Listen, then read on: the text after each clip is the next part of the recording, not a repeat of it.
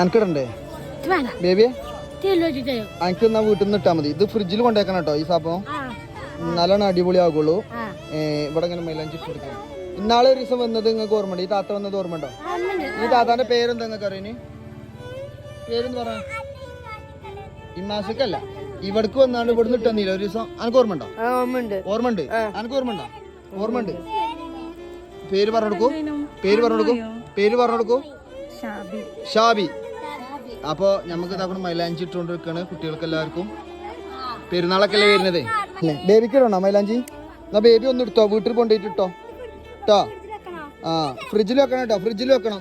ഒന്നെടുത്തോ, ആ ഒന്നെടുത്തോ. അയ്യവാ ഒന്നെടുത്തോ, ഒന്നെടുത്തോളി. ആ അനക്ക് എടുത്തിയോ? അനക്ക് കിട്ടിയോ?